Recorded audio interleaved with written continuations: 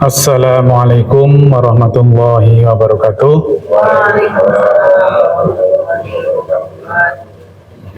A'udzu billahi minasyaitonir rajim. Bismillahirrahmanirrahim.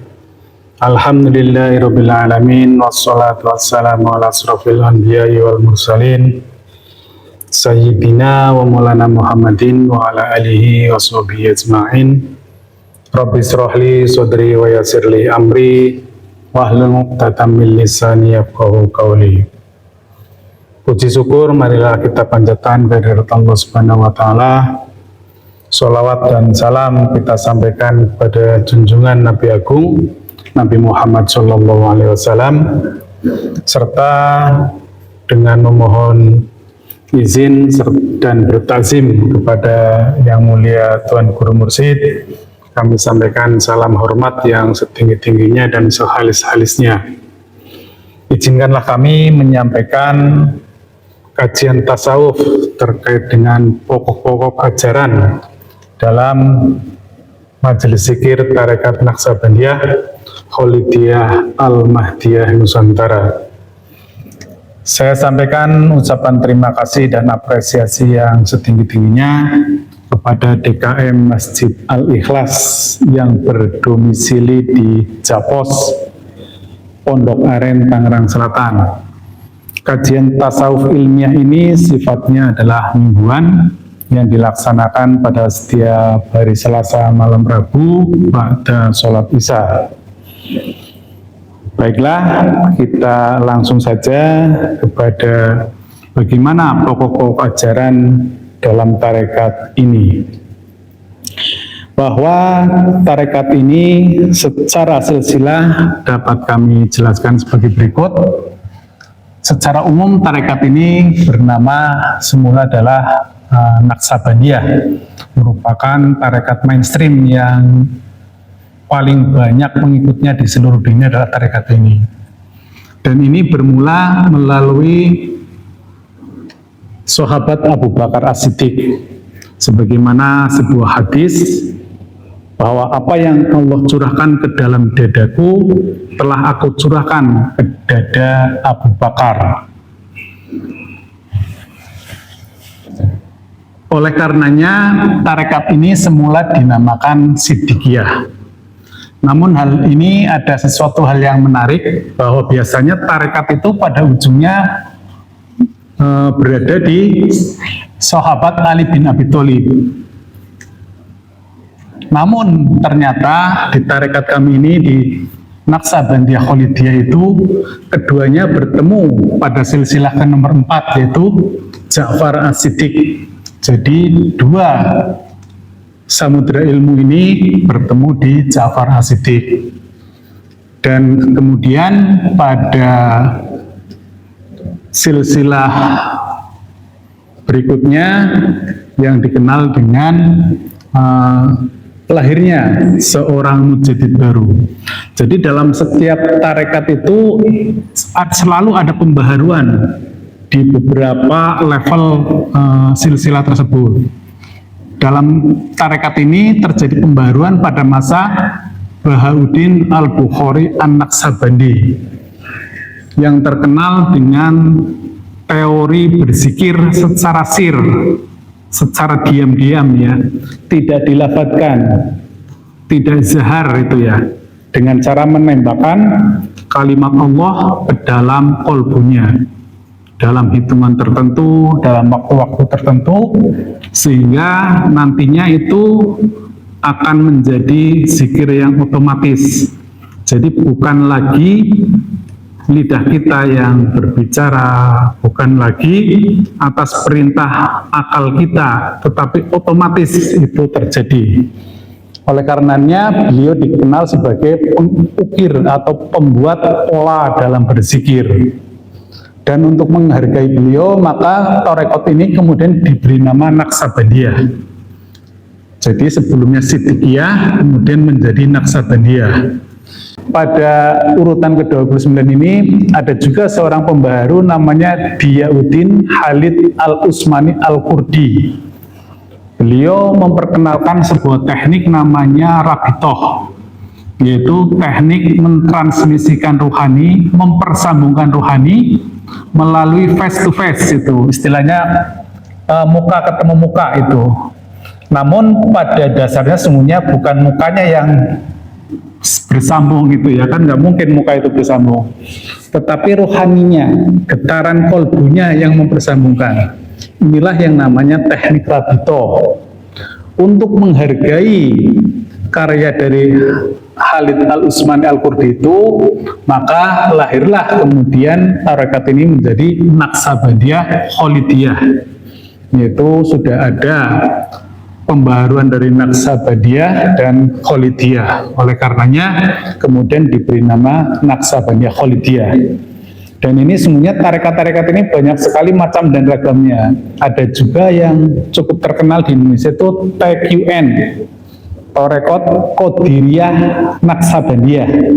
Qadiriyah itu berasal dari Syekh Abdul Qadir Jailani, dan Naqsabandiyah dari Al-Bukhari Naqsabandi. Kemudian hal yang menarik lagi, yakni menjelang runtuhnya dinasti Turki Utsmani dan lahirnya kerajaan Arab Saudi, di mana di sebuah wilayah di Jabal Qubais, ini dekat daerah Mekah ini, ada dua syekh, seorang syekh atau mursyid yang waris. Beliau adalah Sulaiman Az-Zudi dan putranya yaitu Syekh Ali Ridho. Dan ternyata pada waktu itu banyak sekali ulama-ulama Indonesia yang berguru ke beliau. Singkat cerita, Turki Utsmani runtuh, kerajaan Arab dikuasai oleh Raja Saud dan berkelindan dengan paham Wahabi yang tentunya tidak welcome dengan ajaran Sufi ini ya, dengan tasawuf itu tidak welcome kalau Wahabi, sehingga riwayat Jabal Qubais berakhirlah setelah Saudi itu memimpin Arab. Dan yang bersyukurnya kewarisan mursyid setelah Syekh Sulaiman Az-Zudi dan Syekh Ali Ridho ternyata ada di Indonesia.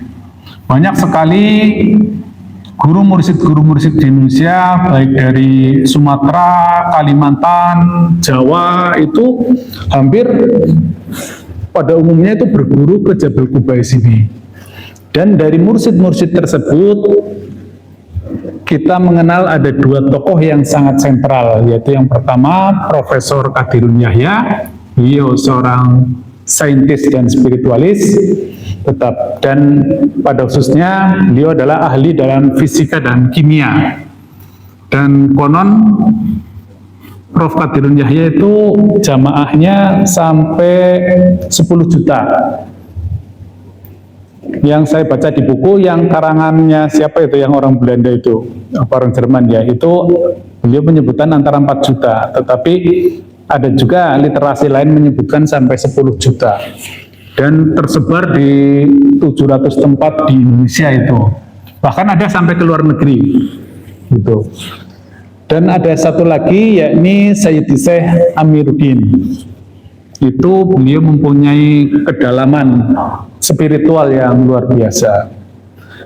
Dari kedua mursyid ini lahir sang mujadid di zaman ini yang melakukan pembaharuan.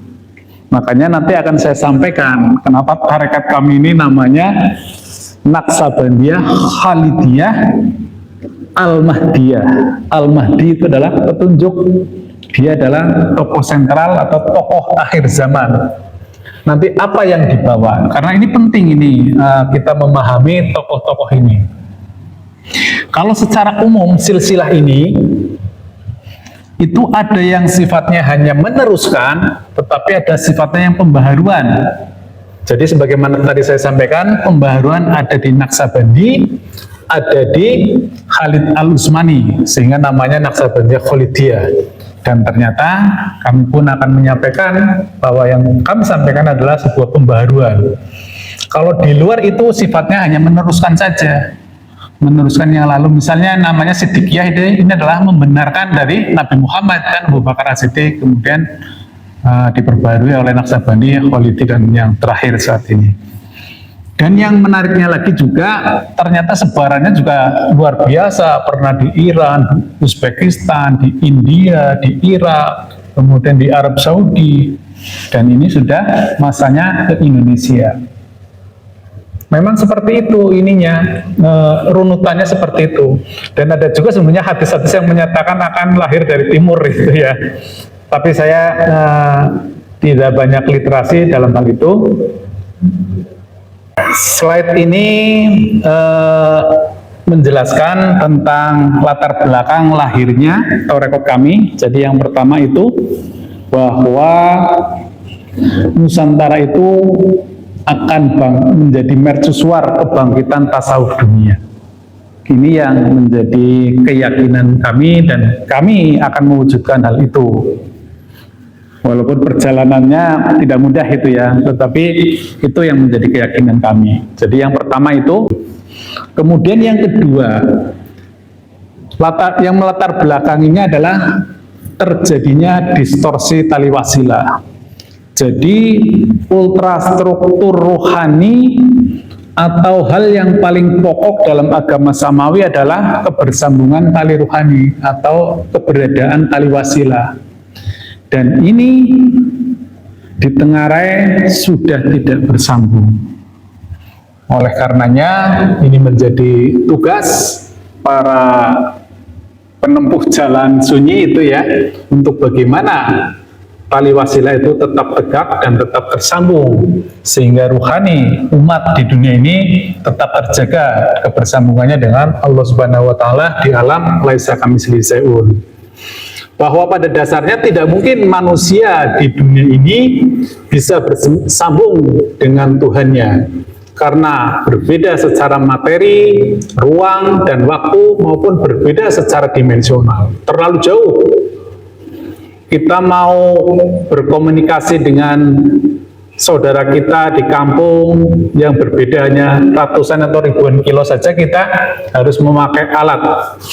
Hal ini termaktub dalam Quran surat Asy-Syura 51, tidaklah mungkin Tuhan itu berkata-kata langsung dengan manusia di dunia ini, kecuali melalui 3 hal, yaitu pertama melalui pewahyuan, kedua di balik hijab, dan yang ketiga melalui utusannya.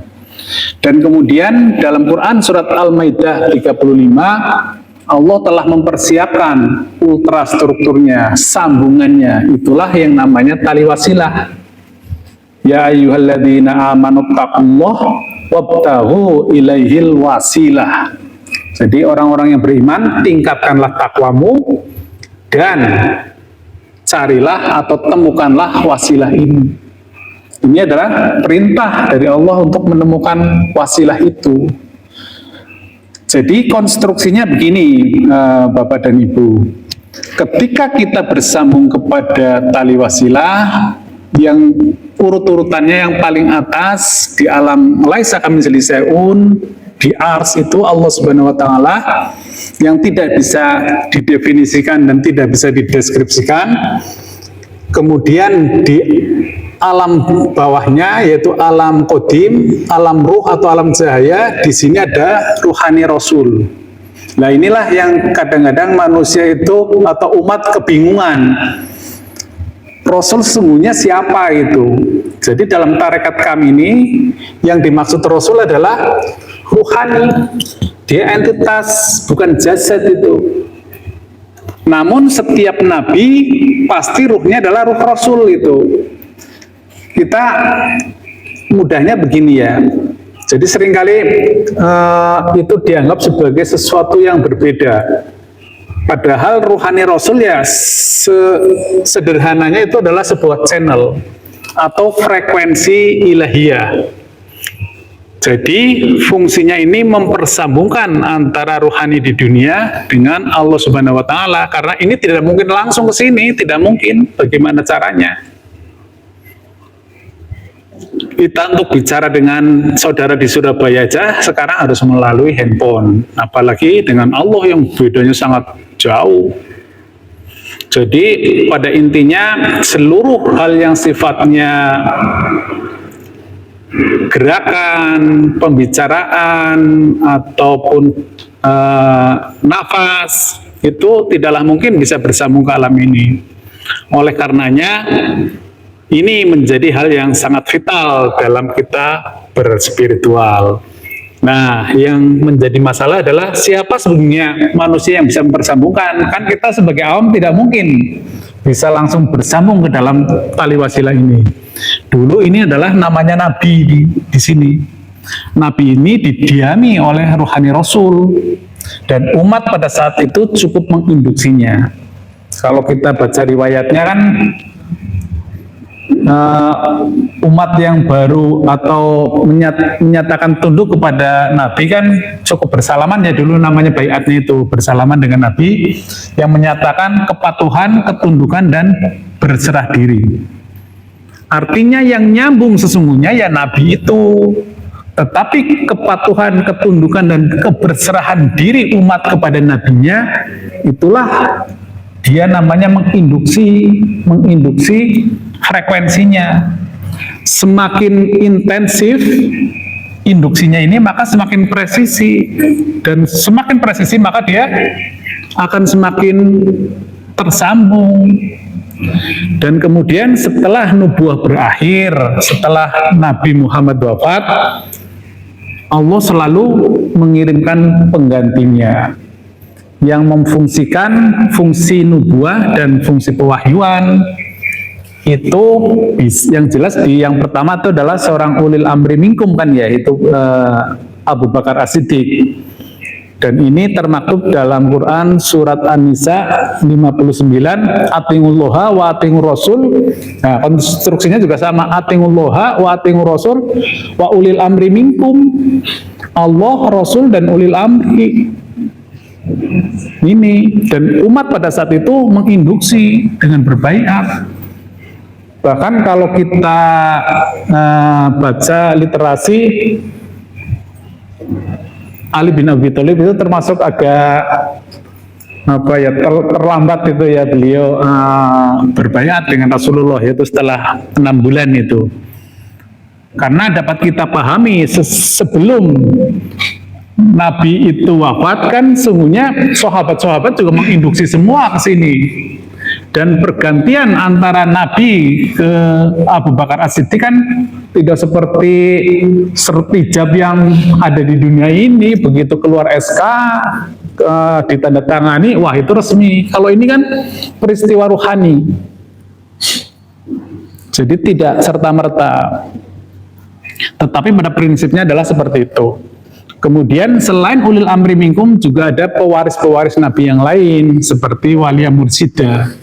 Bahkan di Quran surat Al-Kahfi 17 ini sangat tegas sekali Allah menyampaikan bahwa seseorang yang diberi petunjuk maka dia akan mendapatkan petunjuk, dan seseorang yang tersesat dia tidak akan ketemu seorang walia mursyida. Itu tegas sekali. Hanya sedikit ya ulama yang mengeksplorasi hal ini, padahal ini sebuah ultrastruktur yang pasti, yang banyak sebenarnya literasi-literasi ayat-ayat maupun hadis yang menyatakan hal ini. Kemudian ada juga hal lain kita sebut dengan sebagaimana Quran surat At-Taubah 128 di situ disebut Rasulun min anfusikum. Hanya kita seringkali membakukannya, bukan berarti ini Rasul yang ini, bukan, dia Rasulun ya utusannya saja, utusan di zamanmu di antara kamu, yang pada intinya pribadi-pribadi ini ya tetap juga ditempati ruhani Rasul ini. Kalau dulu ruhani Rasul menempati Nabi, kemudian ini juga menempati ini, menempati wali mursida, Rasulun min anfusikum, atau al ulama warasatul anbiya. Karena ditempati ruhani Rasul, maka ini kebersambungan tali wasilah ini menjadi terjadi, dan umat cukup menginduksi dengan patuh, tunduk dan berserah diri. Yang menjadi masalah adalah ini, ketika kita tidak bertemu dengan pewaris Nabi, maka ini yang paling banyak terjadi. Sesungguhnya kita hanya mengikuti tafsir, baik itu tafsir Quran ataupun hadis. dan kebertundukan kita, kepatuhan kita, bahkan makanya tidak sampai berserah diri. Hampir umat saat ini tuh nggak sampai kepada level ini, patuh tunduk dan berserah diri. Ya hanya istilahnya apa ya, dia fanatis lah, hanya fanatis saja. Makanya yang dia ikuti adalah berdasarkan golongannya, mazhabnya, firqohnya, pimpinannya, ulamanya. Tetapi tidak terkonfirmasi apakah ini termasuk dalam sistem wasilah. Dan di sini sangat jelas yang menjadikan imam, yang menjadi panutan, yang menjadi kiblat adalah tafsirnya. Masing-masing kelompok pasti akan berbeda dan tidak mau saling, misalnya orang NU itu berkiblat kepada Wahabi gitu, nggak bakalan mau di masyarakat itu. Jadi sesungguhnya yang menjadi kiblat adalah ini tafsirnya. Dan kebanyakan di sini merasa bisa langsung bersambung dengan Allah. Padahal ini harus ada saluran tali wasilah. Ada juga yang mereka yang mempersambungannya dengan melalui tawasul, dengan doa, dengan sholawat, kemudian berkirim Al-Fatihah kepada para salafus salih dengan harapan bisa sampai ke sini. Tapi ya tidak mungkin. Atau ada juga yang bermursid tetapi mursidnya tidak berkedudukan seperti ini, tidak bisa mempersambungkan. Nanti akan kita sampaikan mursid seperti apa. Bahkan ada juga kita mengenal terminologi ngalap berkah. Ada lebih lagi yang lebih parah lagi ya, yang ke kuburan-kuburan itu. Dan ternyata banyak kuburan yang dibohongin itu ternyata. Dan tidak hanya berhenti di situ, ternyata ada juga sekelompok umat yang dia kemudian karena tidak menemukan ini, akhirnya kembali kepada pembawa awalnya. Misalnya kelompoknya Nabi Musa, kembali ke Nabi Musanya. Kelompoknya Nabi Isa, kembali ke Nabi Isanya. Yang Islam, kembali kepada Nabi Muhammadnya. Padahal itu harus sejaman proses ini. Itulah yang disebut dengan nostalgia berspiritual. Inilah distorsi yang terjadi di masyarakat.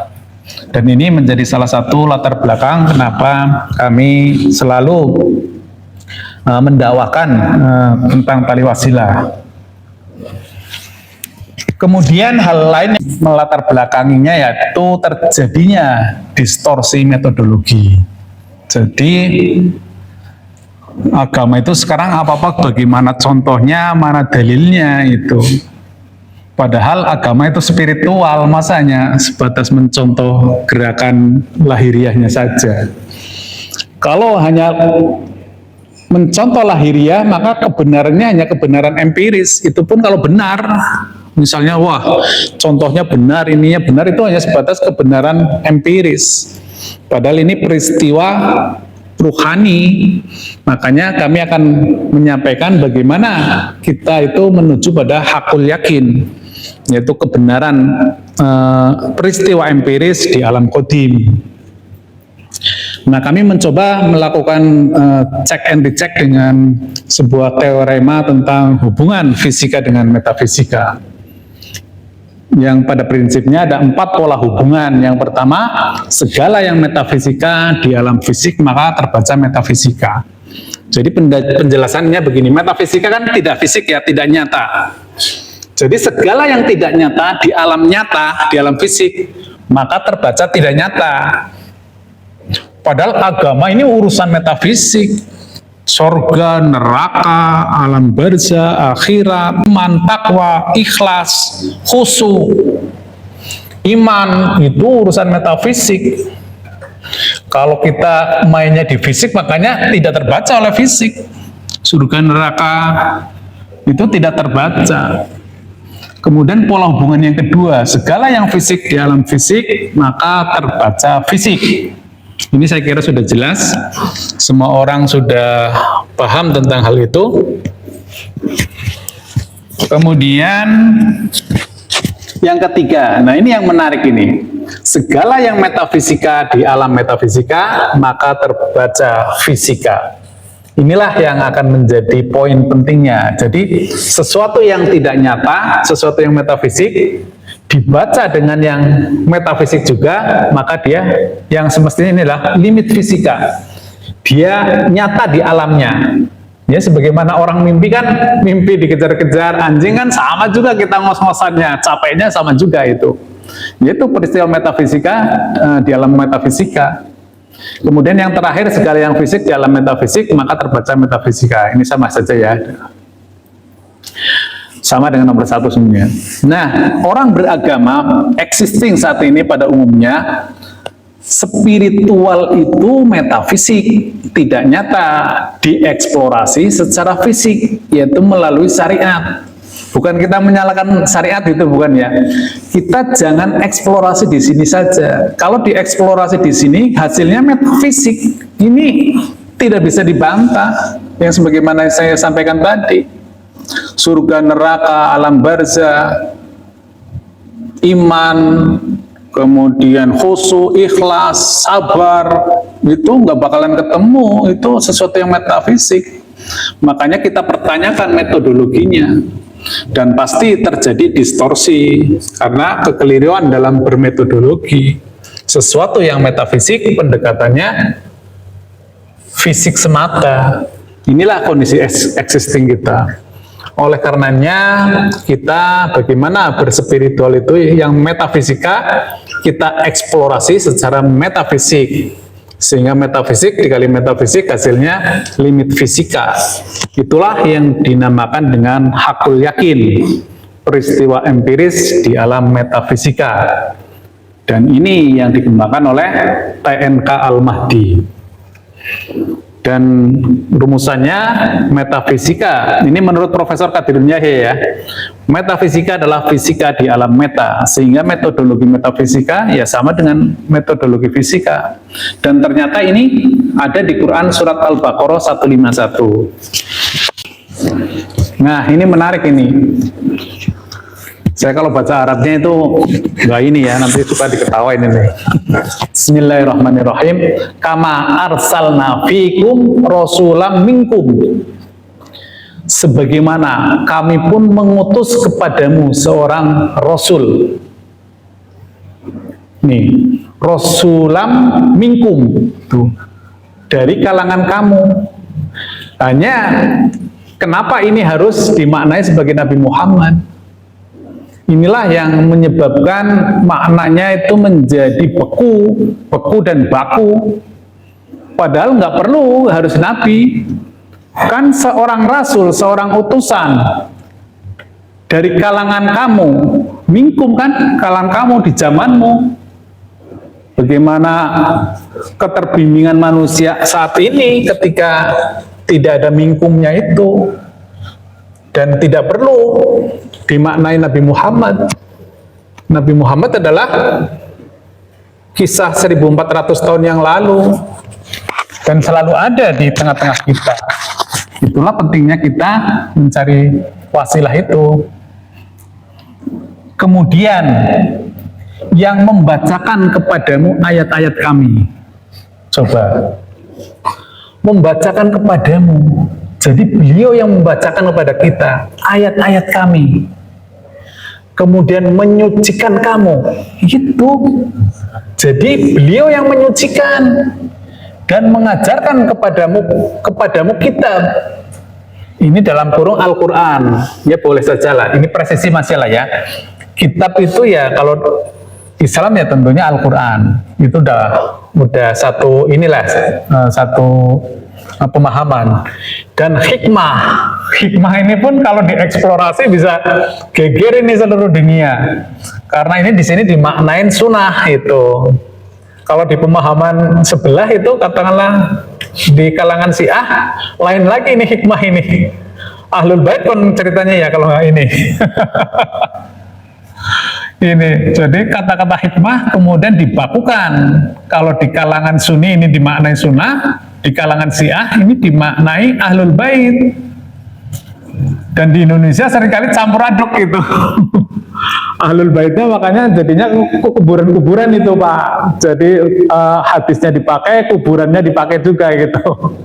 Ya mohon maaf, kita open saja ya. Kita open, kita ini silakan kalau ada yang berkomentar, silakan. Ini dalam rangka kita menuju hakul yakin gitu. Serta mengajarkan apa yang belum kamu ketahui. Inilah pengetahuan. Sehingga konstruksinya menjadi begini. Ketika kita belajar ini metodologinya ya kita dibacakan ayat. Ayatnya apa? Ya ayat qadim dari Lauh Mahfuz. Jadi kita dibacakan. Makanya syarat utama seorang mursyid ya harus bisa membacakan ayat-ayat qadim ini, ayat-ayat yang masih bentuknya cahaya atau Quran cahaya atau Quran ruh. Kemudian yang kedua, menyucikan kamu. Itulah yang namanya tazkiyatun nafas. Dari takholi, tahali, tajali. Jadi sebelum belajar ini dulu. Jangan tiba-tiba langsung membaca hijaiyah, kemudian mencari dalil, itu sibuk di situ. Padahal di sini dulu. Inilah ketika kita sampai pada penyucian jiwa, lahirlah kesadaran rohani, naik dimensi kesadaran kita. Itu yang dimaksud kesadaran rohani. Diri kita terupgrade. Jadi bisa potensi-potensi diri kita yang sifatnya jasad, sifatnya materi dapat dikendalikan oleh kesadaran rohani. Dan itulah satu-satunya cara untuk kita naik dimensi. Setelah kita sudah bersih, kita kesadarannya sudah naik, kita sudah naik dimensi, baru kita diajari tentang kitab. Tapi kitabnya pun kitab qadim di dalam diri kita. Kita diperjalankan dengan kitab qadim ini. Dan ini juga nanti jangan dimanai salah, wah nggak boleh belajar Al-Quran, nggak boleh membaca, bukan begitu. Silakan membacanya, tetapi urutan ini jangan dilewati. Dan saya ngikutin ini pun baru 2 tahunan. Dulu ya langsung ke sini dulu, pengetahuan itu. Kemudian mengajarkan hikmah, dicurahi hikmah. Hasil dari diperjalankan dengan Quran Qadim, kita mendapatkan hikmah. Added value, nilai tambah hikmah kan itu. Ya, silakan yang kemudian diartikan hikmah itu hadis, silakan. Diartikan itu ahlul bait, silakan. Tetapi yang pasti kan kata-katanya hikmah. Dan ini presisi ini, urutan-urutan seperti ini setelah diajarkan kita dalam perjalanan hidup kita, maka kita mendapatkan hikmah. Dan setelah mendapatkan hikmah, kita baru diajarkan pengetahuan, kita mendapatkan pengetahuan, akal baru bekerja di sini.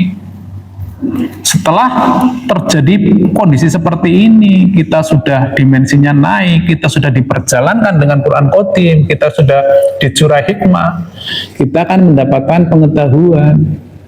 Dan ini sekaligus juga sebagai pembelajaran bagi jamaah-jamaah kita. Seperti ini harusnya. Kalau tiba-tiba mendapatkan pengetahuan, pasti bukan dari sini. Ini kepada pelaku-pelaku jalan sunyi, penganut tarekat. Kalau kita tiba-tiba mendapatkan pengetahuan yang memang dari dulu sudah ada, ya bukan. Makanya di ilmu ini harus zero, harus bersih. Karena kita akan mendapatkan pengetahuan baru. Bahkan lebih ekstrimnya lagi, seluruh pengetahuan itu kita delete, kita hapus untuk mendapatkan benar-benar pengetahuan yang terbimbing.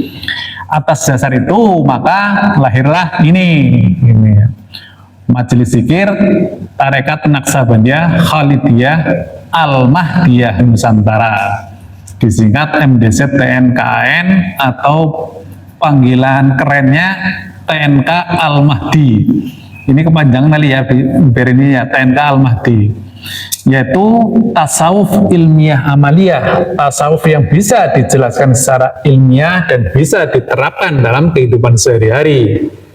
Dan tarekat kami adalah tarekat Qadim atau tarekat arwah.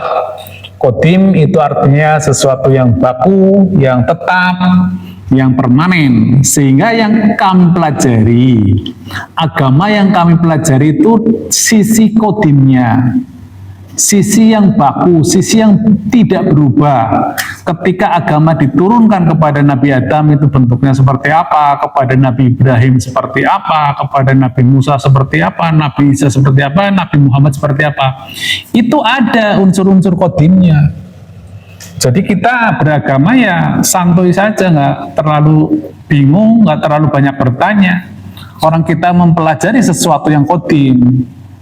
Bukan berarti kita menafikan sesuatu yang berubah ya, yang sesuatu yang terikat oleh hukum sunatullah. Tapi yang menjadi fokus kita adalah sesuatu yang qadim. Apa itu tarekat qadim atau tarekat arwah? Adalah praktek memperjalankan ruh di alam akhirat. Ini pada intinya adalah kita itu seperti ini.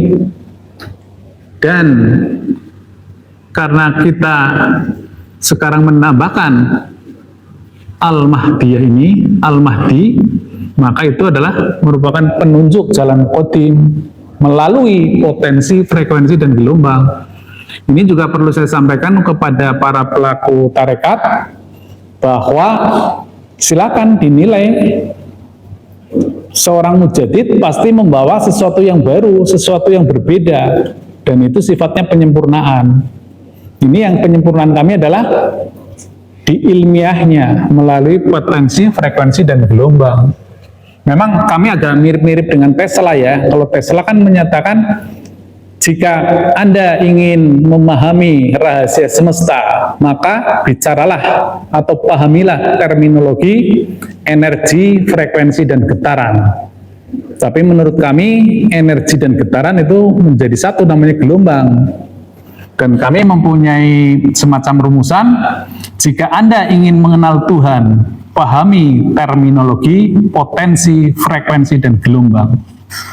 Ini saya kira tagline kita, yang saya kira jamaah juga harus paham. Kita itu seperti di sini mainnya.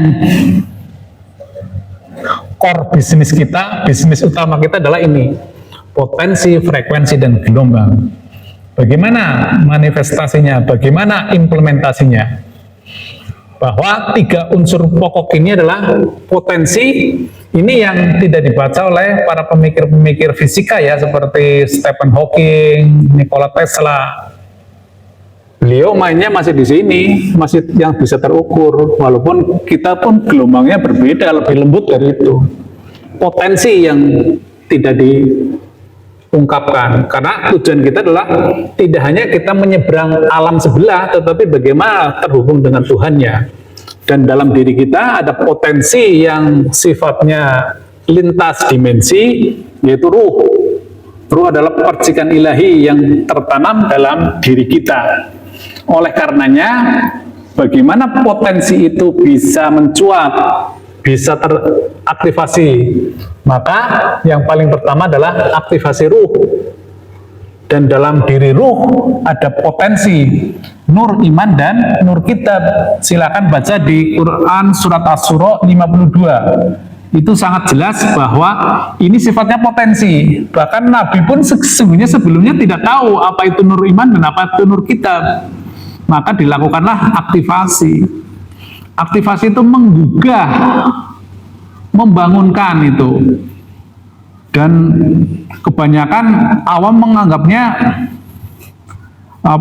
bangkitnya roh itu setelah kematian itu. Padahal jasad ini sebenarnya kubur bagi jiwa kita, itu hijab. Makanya dibangkitkan di sini.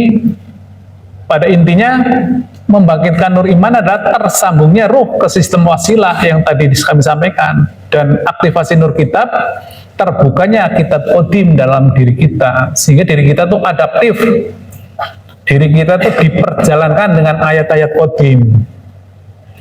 Dan untuk mencapai agar loadingnya, agar potensinya maksimal, maka kita harus loading nur atau loading ruh untuk bisa kuantum.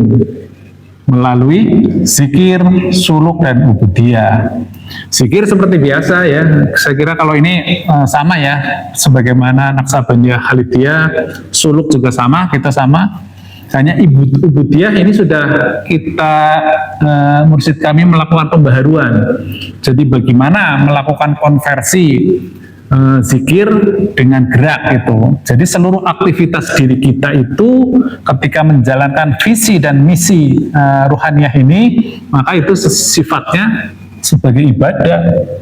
Jadi itu bermakna ibadah ketika nur iman sudah aktif, nur kitab sudah aktif, kemudian kita melakukan loading nur, loading ruh melalui zikir, suluk, dan ubudiyah, ini baru terjadi dan diwujudkan dalam bentuk berabdi, berbakti kepada Allah melalui guru ruhani.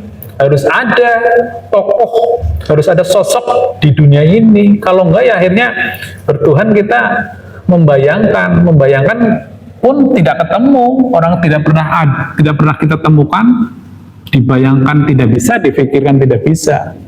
Kalau dulu ini Nabi, setelah kenabian berakhir selalu ada hamba yang disucikan ruhaninya yang memposisikan hal ini.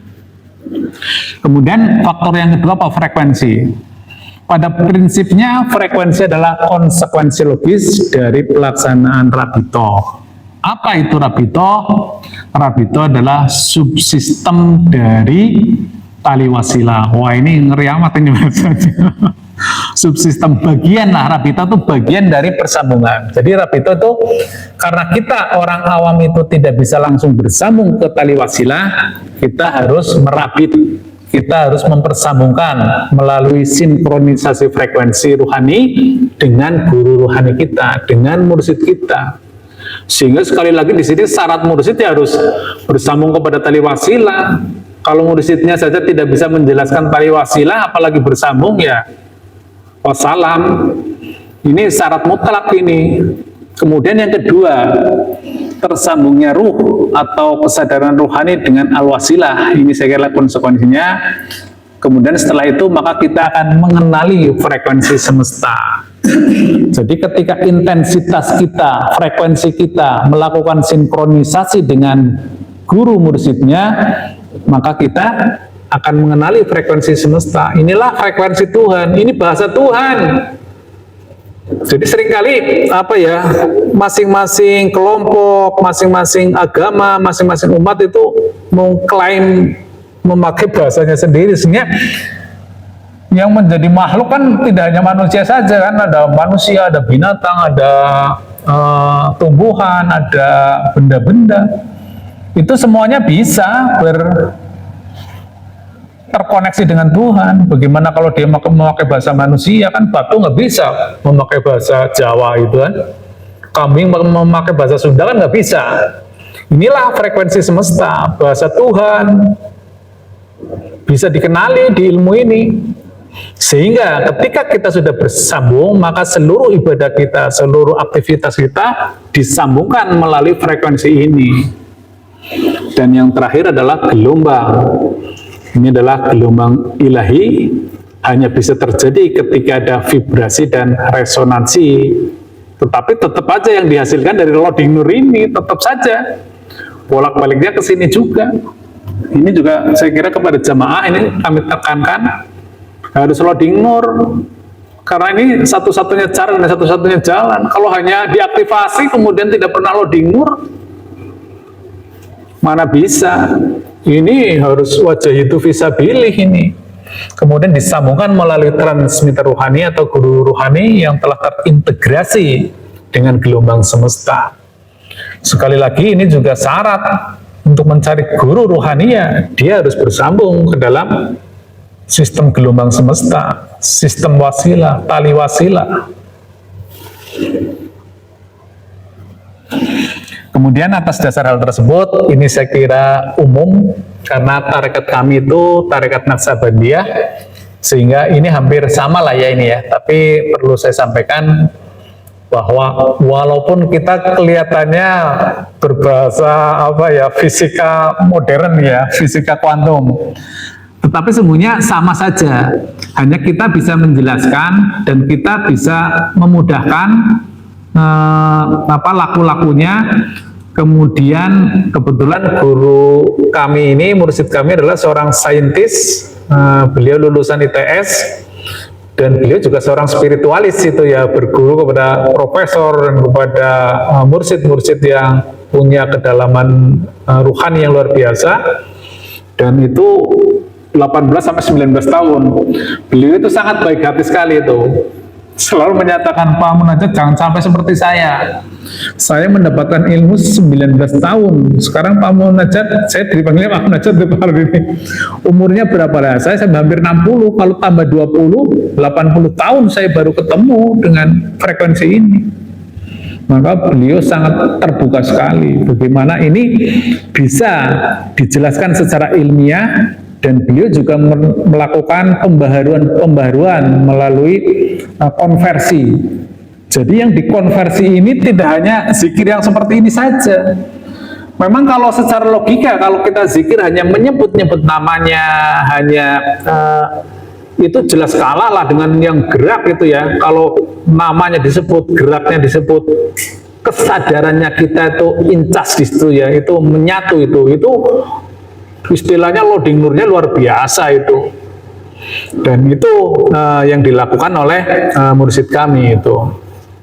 Jadi yang pertama adalah melakukan bayat atau aktivasi ruh, yaitu pada intinya penanaman nur iman dan nur kitab, dan tekniknya adalah mutu qabla antamutu, yaitu mematikanlah diri sebelum dirimu mati. Pada prinsipnya adalah membangkitkan diri dari kubur jasad. Ini bagaimana mursyid kami itu melakukan manipulasi yang luar biasa.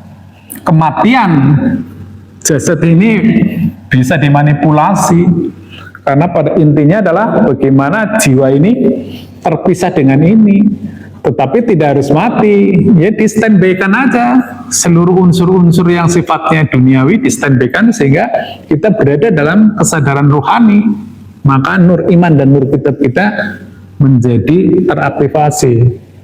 Kemudian yang kedua, kita melakukan zikrullah.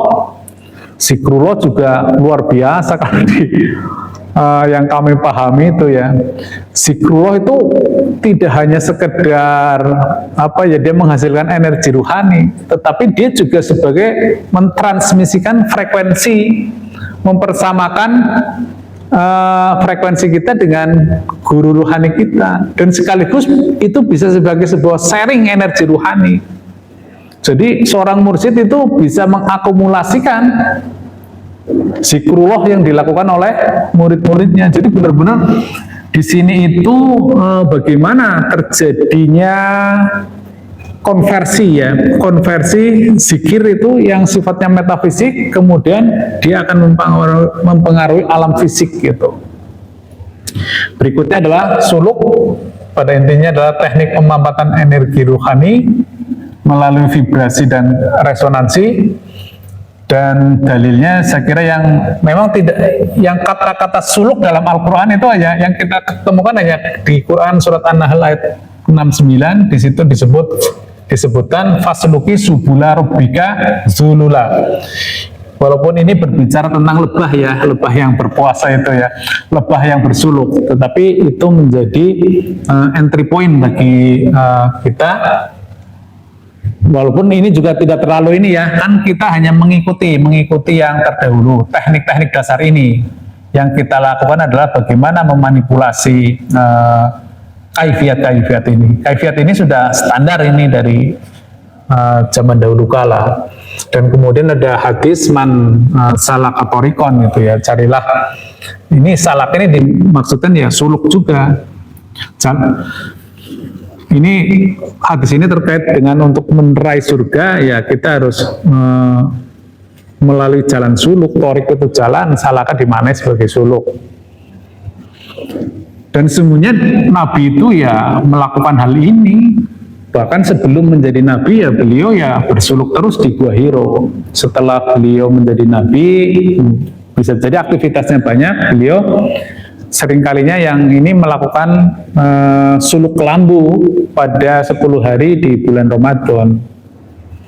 Dan itu kemudian terdistorsi atau dimudah-mudahkan, diringan-ringankan oleh umat zaman sekarang. Kita cukup ini aja deh, apa namanya itu, yang iktikaf.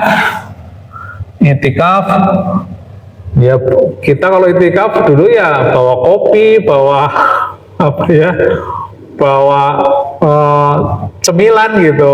Dulu kan begitu ya Pak Hadi ya. Kita sholat sunat, kemudian baca Al-Quran, setelah itu keluar dulu ngopi sama minum-minum, kemudian masuk lagi, seperti itu gitu. Jauh sekali dibandingkan dengan ini, teknik suluk ini. Benar-benar, kalau dulu ini 40 hari, sekarang itu 10 hari itu ya, 10 hari di dalam kelambu.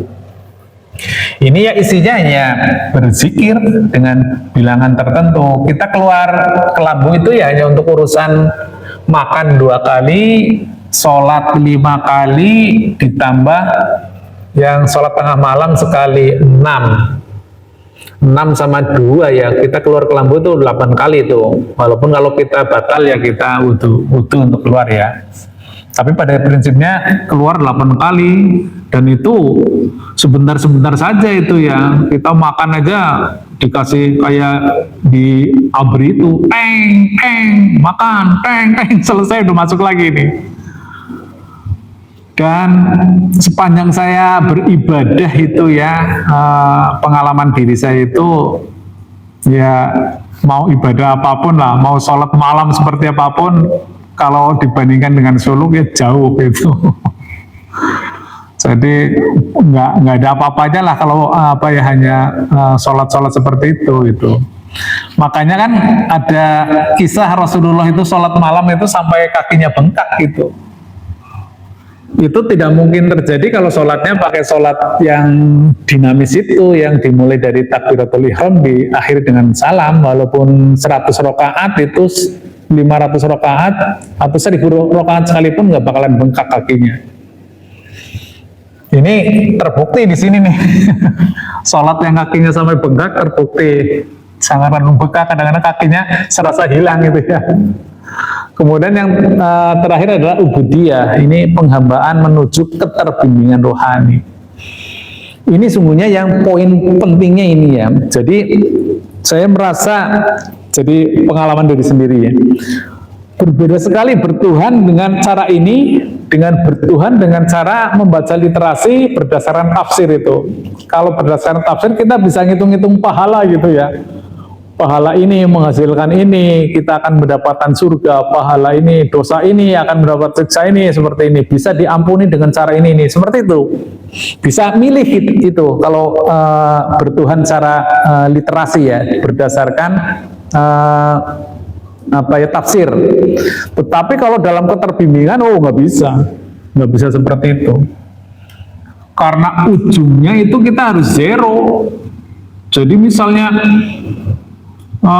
sedekah itu kalau kita belum zero ya benar-benar sampai dizerokan. Bisa sampai dizerokan, sampai benar-benar zero. Kalau nggak zero ya benar-benar dizerokan. Ini di ilmu ini, jadi terkonfirmasi lah, apapun terkonfirmasi. Dan ini rujukannya adalah Quran surat Maryam 93 dan Az-Zariyat 56, yang artinya tidak ada seorang pun di langit dan di bumi kecuali akan datang kepada yang Maha Pengasih sebagai seorang hamba. Ini. Dan tidaklah aku menciptakan jin dan manusia kecuali untuk beribadah atau berabdi kepadaku. Clear ya? Nah, inilah yang namanya teknik Rabito. Teknik Rabito ini adalah merupakan subsistem dari sistem wasilah, yaitu suatu teknik menyambungkan ruhani murid atau salik ke dalam sistem wasilah melalui seorang guru mursyid atau transmitter rohani ini. Inilah yang namanya tali wasilah. Ini Allah, kemudian ruh Rasulullah, ada yang menamakan juga Nur Muhammad. Tetapi pada prinsipnya ini adalah frekuensi ilahiyah. Dan kemudian inilah sang transmitter rohani adalah guru mursyid. Dia penghantar wasilah. Dia istilahnya saling getar-menggetar. Ini vibrasi nih ya, vibrasi rohani. Pada awalnya memang ini ya, Prinsip Rabi itu adalah menyamakan frekuensi dan gelombang ruhani mursyid melalui vibrasi dan resonansi dengan guru mursyidnya dengan tahapan menangkap secara virtual atau indrawi zahir mursyid. Nah, ini yang dulu sering ketika belum ada teknologi dulu ini sering mendapatkan fitnah ini orang yang merabit itu berabito dikirain menyembah mursyidnya. Kalau sekarang penjelasannya amat gampang, kalau tidak bisa dijelaskan berarti kurang piknik aja. Ini equal dengan sistem nirkabel, teknologi nirkabel ini, yaitu pada peristiwa barcode atau bluetooth, ketika dua device itu ditempelkan begini kan akan saling tukar-menukar data itu ya. Itu seperti itu intinya. Jadi di balik zahir ini ada gelombang ruhani yang bersambung ke sini. Inilah pentingnya mursyid yang bersambung. Jadi sayang sekali kalau kita punya mursyid, kita mengamalkan banyak sekali amalan, tidak bersambung. Coba sudah capek di syariat, capek di urusan torikot, ternyata nggak sambung, nggak nyambung. Ini saya kira catatan amat penting ini bagi para pelaku torikot. Jangan sampai capeknya 2 kali, hasilnya ternyata hanya sebatas itu. Ini ya dasar hukumnya, ada Al-Kahfi 17, kemudian Ali Imran 200. Ini di situ kata warobitu itu ya, di mana sebagai merapit itu. Yang namanya konstruksi tali wasilah. Jadi kita mengenal dimensi-dimensi semesta ini. Jadi yang merah ke atas ini adalah dimensi alam ketuhanan. Di sini adalah alam maha mutlak, alam maha qadim, alam maha metafisika yang sifatnya undeskripsi, undefinisi, unlimited, tidak terbatas oleh ruang dan waktu, dan sifatnya adalah laisa kamitslihi syai'un wa lam yakul lahu kufuwan ahad. Tidak bisa didefinisikan, tidak bisa dideskripsikan. Karena Allah sifatnya itu kanzan mahfian, beliau ingin dikenal oleh makhluknya. Maka diciptakanlah ultrastruktur rohani ini. Maha mutlak, maha qadim tidak mungkin berada di alam relatif ini. Bahkan Allah ketika ingin berbicara dengan makhluknya, dengan manusia pun perlu utusannya. Untuk apa ada Rasul, untuk apa ada utusan. Dari terminologi utusan pun sudah sangat jelas bahwa Allah itu tidak bisa berada di alam ini. Bukannya tidak bisa menjadi artinya tidak berkuasa, bukan. Malah menjadi lucu kalau Allah ada di alam relatif ini, alam mutlak ya. Beliau punya caranya sendiri, itulah tali ruhani itu. Dan di setiap dimensi ini, dimensi maha qadim, di bawahnya inilah alam qadim. Inilah perwujudan Tuhan di tiap-tiap dimensi itu ada. Makanya wujud Tuhan di tiap-tiap dimensi itu ada. Dan sering sekali dalam Quran itu menyebutkan kami adalah serangkaian ini. Allah di alam laisa kamitslihi syai'un, Rasulullah di alam qadim, dan hamba yang disucikan. Kalau dulu itu Nabi, itu di alam realitas di dunia ini. Itu seperti itu. Untuk bertuhan ke sini ya harus ketemu di sini. Kan sederhana sekali. Oh, kalau gitu menyembah manusia dong. Oke, sekarang kalau di sini dianggap sebagai menyembah manusia, dulu yang berkata Iqra bismi rabbik siapa? Kan nabi kan ya, kan manusia, bukan rasul, nabi, manusia. Manusia menyatakan Iqra bismi rabbik. Tetapi karena ruhaninya bersambung, karena dia dapat dari alam ini, maka sesungguhnya Iqra bismi rabbik adalah perkataannya, kalamullah. Di sini tidak ada huruf, tidak ada kata, bahkan tidak terdefinisi.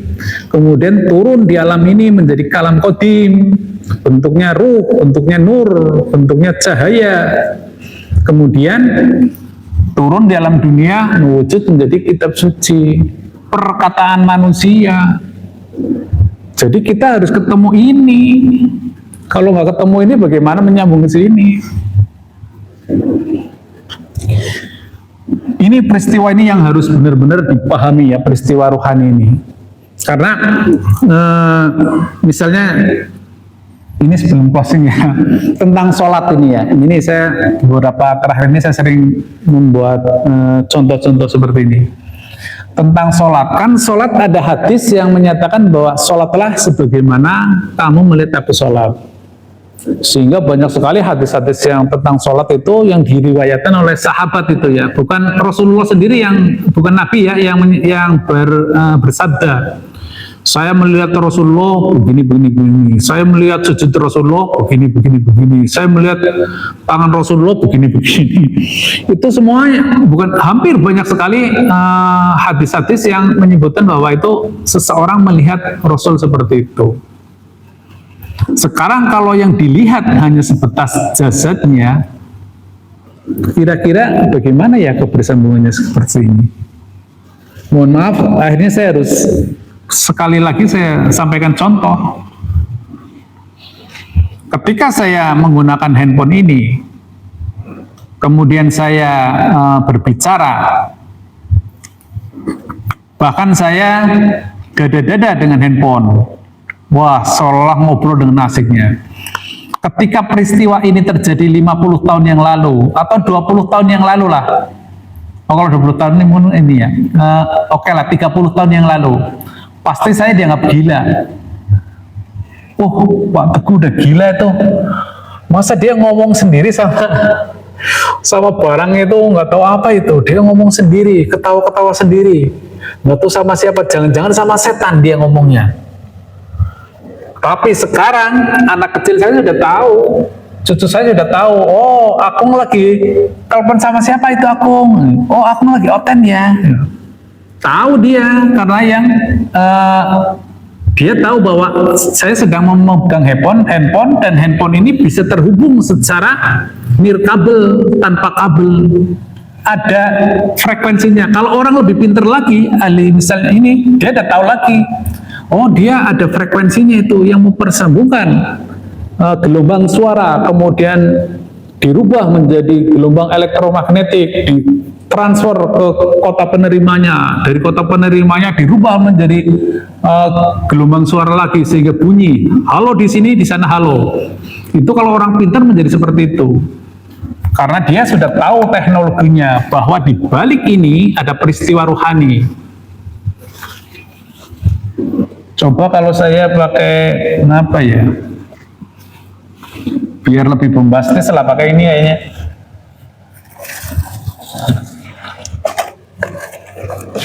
Mohon maaf ya, ini kalau saya ini ya. Halo, apa kabar?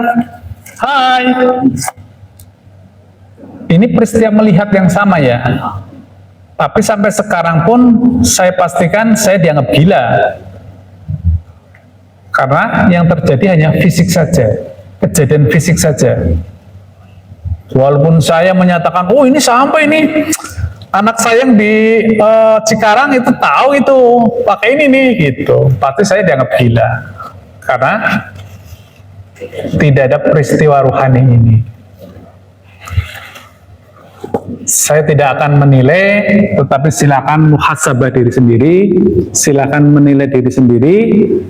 Apakah ibadah kita sudah mempersambungkan rohani kita, sudah tersambung kepada sistem wasilah kita, ataukah hanya sebatas asumtif kita?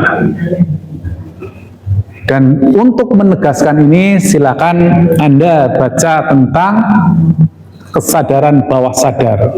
Anda baca tentang teori afirmasi, tentang law of attraction.